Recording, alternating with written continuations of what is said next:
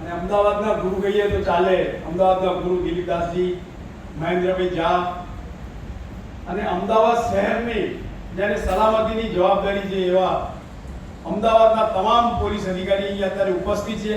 શહેરની 1 કરોડની વસ્તી છે. આમ તો સરકારના આંકડે 70-80 લાખ છે, પણ હું 1 કરોડ કહું છું.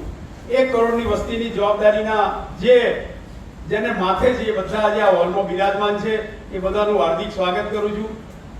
આશીષ ભાટિયા એક અમદાવાદ ગુજરાતના ડાયરેક્ટર જનરલ ઓફ પોલીસ હતા, એમને આ વિચાર આવ્યો અને એકતાનો એક રંગ બ્લડ કેમ્પ ચાલુ કર્યો.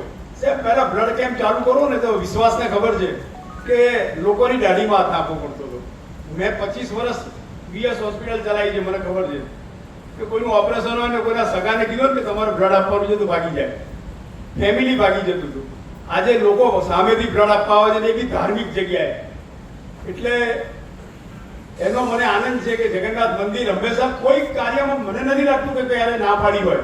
અમે કોઈ પ્રોગ્રામ કર્યો હોય અને કીધું હોય કે બાપજી વાપરવાનું છે તો કે વાપરો, તમારું જ છે. મહેન્દ્રભાઈ ઝા ક્યારે બી કઈ વસ્તુ માગી હોય કે ભાઈ આ મંદિરની આ વસ્તુ છે ને અમારે જરૂર છે તો ના છે જ નહીં. બીજું કે આ ઐતિહાસિક 149મી રથયાત્રા નીકળી રહી છે. ખાડિયા વિસ્તાર એક ઐતિહાસિક વિસ્તાર છે. ખાડિયામાંથી રથયાત્રા પસાર થાય છે અને પરત પણ આવે છે.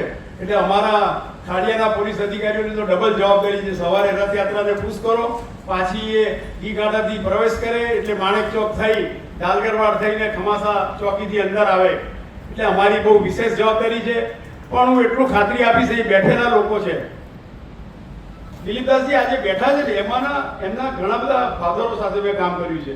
ઘણા બધા છોકરાઓ જે છે ને એમના મેં ફાધરો સાથે કામ કર્યું છે. મમ્મી ચાચા છે, મારી ઉંમરના છે. અમે બધા અહીંયા કરતા ત્યારે તોફાન મસ્તી કરતા હતા. અમે એટલી ગેરંટી આપીએ કે અમદાવાદ શહેર એ એકતાનો રંગ રાખશે અને ઐતિહાસિક રાખશે. આ ફેરીની 149મી યાત્રા જબરજસ્ત નીકળશે. બંને કોમ, ચાહે હિન્દુ હોય, મુસ્લિમ હોય, શીખ હોય કે ઈસાઈ હોય, એ દિલથી દિલ મિલાઈને આ યાત્રાને સ્વાગત કરશે.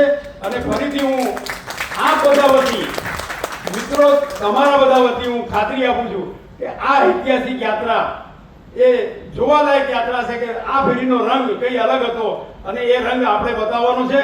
આપણે એકતાથી એકદમ ચુસ્ત રહેવાનું છે. આપણા વિસ્તારની અંદર નીકળે ત્યારે આપણે એની સલામતી રાખવાની છે. ભગવાન આપણા વિસ્તારમાં નીકળે છે એ બહુ મોટી વાત છે. ભગવાન આપણને મળવા આવે છે. આપણે મળવા તો જઈએ છીએ પણ એ મળવા આવે છે. એટલે એ જવાબદારી આપણી છે ને આપણી બધાની છે. એ જવાબદારી બધા સ્વીકારજો. ફરીથી આપ વતી હું જગન્નાથ મંદિરના ટ્રસ્ટી મહેન્દ્રભાઈ ઝા અને નીરજભાઈ ગુજર સાહેબને વિનંતી કરું છું કે સાહેબ આપ કોઈ પણ ચિંતા ના કરતા. આ ઐતિહાસિક રથયાત્રા ઐતિહાસિક જ રહેવાની છે. આ ફેરીનો રંગ બહુ અલગ હશે અને એટલો ઉત્સાહ અને આનંદભેર આ યાત્રા નીકળશે. એ જ વિશ્વાસ સાથે ફરીથી આપ સૌનો ખૂબ ખૂબ આભાર. જય જગન્નાથ, જય જગન્નાથ, જય જગન્નાથ, જય જગન્નાથ.